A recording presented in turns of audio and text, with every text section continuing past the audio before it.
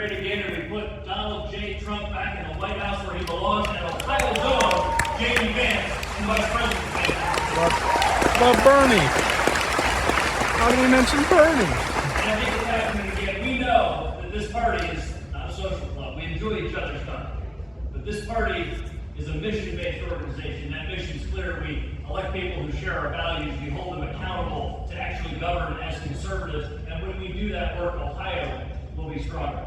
You know the work that you called me to do for the last 6.5 years, and we've done it well. We've made our elections honest. We've made Ohio a gold standard for the rest of the country. It is vote, easy to vote, and hard to beat. Let's put one thing to rest once and for all. The liberals say that I want to suppress the vote. Guys, if that's my objective, I stick at it. Because we've had record-breaking turnouts in Ohio in 2018, 2020, and 2022. Last year in 2024, we broke records for early and absentee voting. Ohio has seen massive turnout, but it's also been honest. And that's something that we can be proud of. And in those honest, high-turnout elections, Republicans have won the table year after year.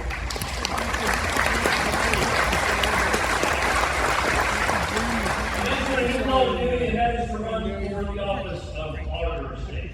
I view the Auditor of State's job as a very important one.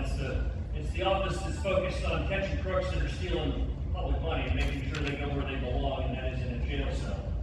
But it's also the office that's responsible for government efficiency.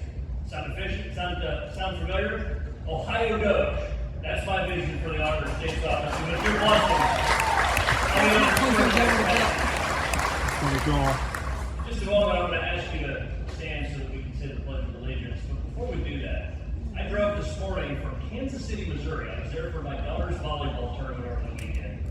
And about 7 o'clock this morning, I drove past a place called Whiteman Air Force Base, right on Interstate 7. It got me thinking about my responsibilities tonight with leading us in the Pledge of Allegiance. I want to say just a few words about this thing that we have done since our youth that I think sometimes becomes too familiar. We just sort of let it slip off our tongues. We don't stop and think about what is this Pledge of Allegiance.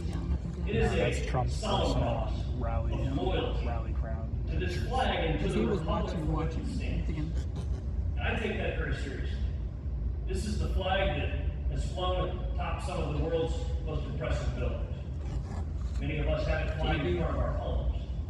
This is the flag that is stitched on the shoulders of a lot of military uniforms, including a few flight suits that did a pretty darn good job this past weekend.